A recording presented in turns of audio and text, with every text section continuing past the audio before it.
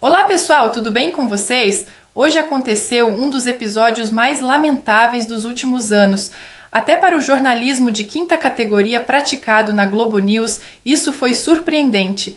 A jornalista militante Eliane Cantanhede, conhecida como Senhora do Disjuntor, ultrapassou todos os limites do bom senso e disse, em tom de lamentação, que os mísseis do Irã, que passam pelo Domo de Ferro e atingem Israel, estão matando poucas pessoas. Vou soltar o vídeo sem enrolação para vocês entenderem com que tipo de antissemitismo estamos lidando.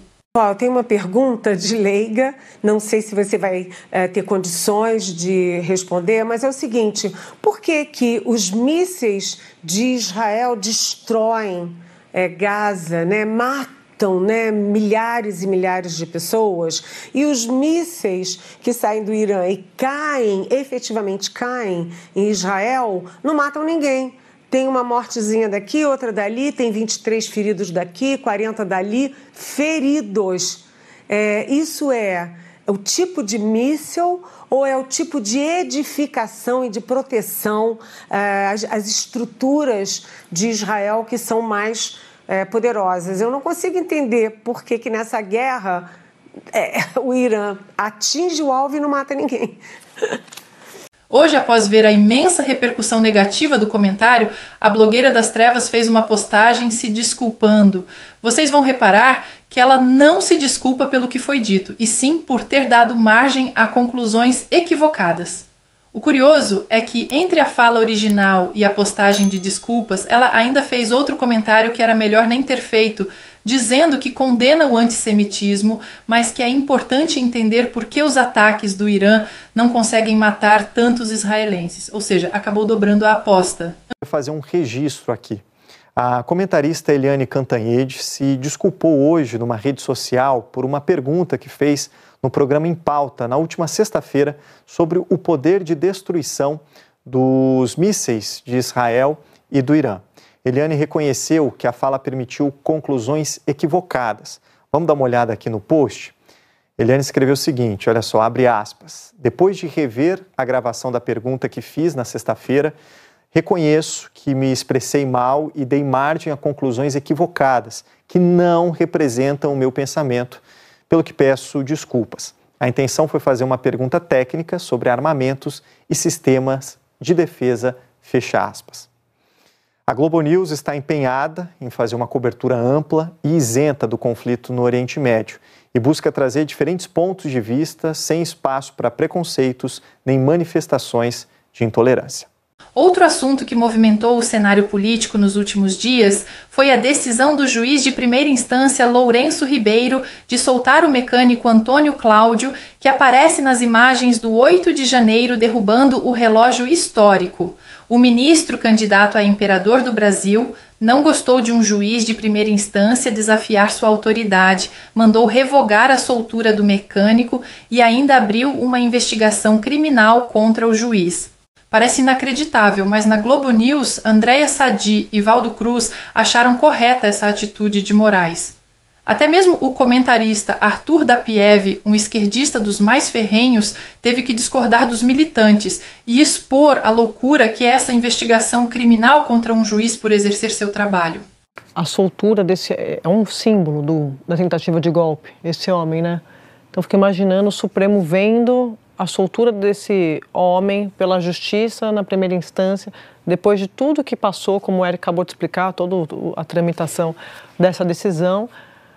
Eu, na minha opinião, acho uma afronta. Olha, Andréa, é uma afronta, né? Porque vindo de um juiz, o mínimo que você espera que ele conheça exatamente das regras para você rever uma prisão, decretar uma prisão, fazer uma progressão de pena. Ele sabe muito bem, pelo menos eu imagino, ou então aquela grafia que o ministro Alexandre de Moraes disse que ele era incompetente do ponto de vista de não ser da sua alçada a tomar uma decisão sobre isso, ou então ele é incompetente completamente, que desconhece que ele não pode tomar uma decisão cassando algo que foi determinado pelo Supremo Tribunal Federal. O juiz pode não gostar da decisão do ministro Alexandre de Moraes, pode achar que ela foi exagerada, pode achar que o réu tinha bom comportamento e por isso poderia ter a progressão da pena, mesmo não tendo sido atingido o tempo necessário definido pela legislação, mas nesses casos ele tem que ir ao Congresso Nacional convencer deputados e senadores a modificar a lei, o Código Penal e por aí vai. Não, de repente, tomar uma decisão ilegal, porque ele tomou uma decisão completamente ilegal do ponto de vista de sua competência em relação ao caso. Valdo, eu tenho uma visão um pouquinho diferente. Eu acho que esse sujeito que quebrou o relógio tinha que estar preso, inclusive por conta da hierarquia entre as cortes, foi decidido, ele tinha que estar preso. A gente passou aqui dias discutindo, não era só isso, mas enfim, ficou marcado com uma pichação na estátua, com batom na estátua lá da Liberdade.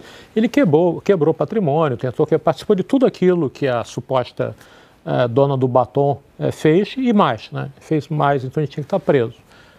Concordo que o juiz de Minas não tinha não tem poder para fazer isso. Agora, entre isso e pedir uma investigação criminal do juiz, eu acho que tem uma distância.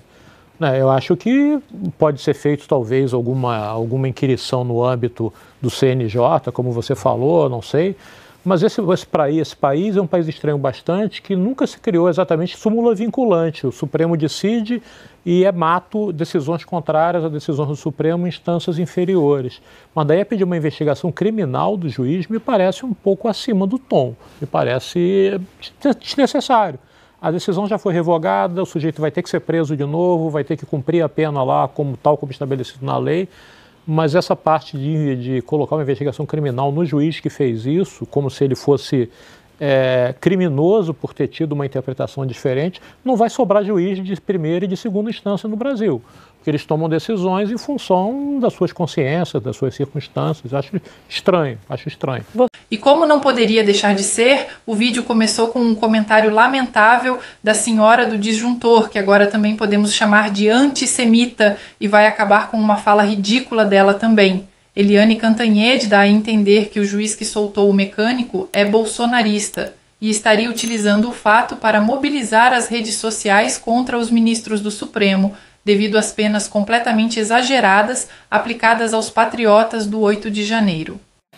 O ministro Alexandre de Moraes, o famoso Xandão, não brinca em serviço e ele costuma ser bastante, vamos dizer assim, duro nas decisões. Ele, no caso, por exemplo, a suspeita cá para nós, não é, no Supremo Tribunal Federal, é de que esse juiz que o ministro Alexandre de Moraes, inclusive, mandou, de certa forma, investigar, saber quem é esse juiz, qual é a motivação dele. Ele, no Supremo, há uma possibilidade, uma suspeita de que possa haver ali uma tentativa de usar esse caso do mecânico que quebrou um relógio que foi doado para Dom João VI, ao soltar esse cidadão, que esse juiz pudesse estar usando esse cidadão e esse fato para mobilizar as redes bolsonaristas que são contra as penas que eles consideram muito altas para os envolvidos, os criminosos de 8 de janeiro.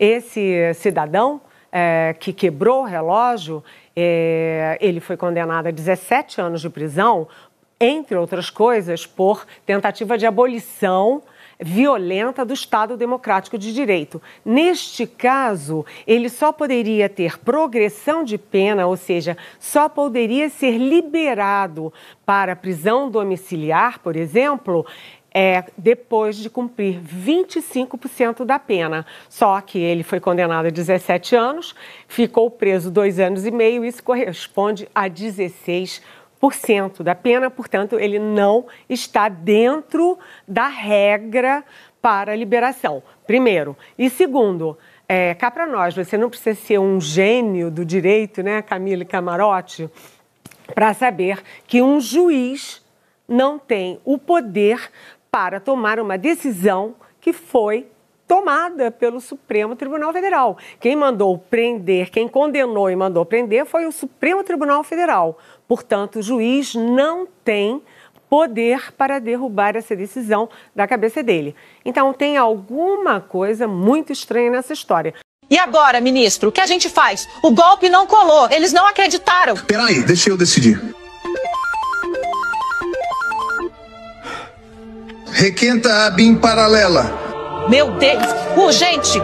Saiu o resultado da BIM paralela. A todos que chegaram até aqui, muito obrigada pela confiança. Eu fico imaginando se tivesse sido um jornalista de direita que fizesse um comentário antissemita como esse que a senhora do disjuntor fez. O que será que aconteceria com ele? Reparem que ela não foi demitida, não foi nem obrigada a aparecer se desculpando, pois colocaram outro repórter para ler a postagem dela, e muito menos foi investigada pelos ministros do STF. Paulo Figueiredo, Rodrigo Constantino e Alan dos Santos foram perseguidos por muito menos. Até mesmo o tal pedido de desculpas foi uma farsa, pois ela apenas disse que deu margem para ser mal interpretada. Quanto aos ataques nessa guerra, este canal apoia a ação do presidente Trump. O mundo não seria um lugar seguro se o regime radical do Irã tivesse acesso a armas nucleares. Eu gostaria de saber o que vocês acham sobre isso, pessoal. Apoiam o ataque dos Estados Unidos à base nuclear iraniana ou acham que eles deveriam ter respeitado os acordos internacionais? Comentem aí que responderei o máximo de comentários que eu conseguir. Até o próximo vídeo e que Deus abençoe a todos nós.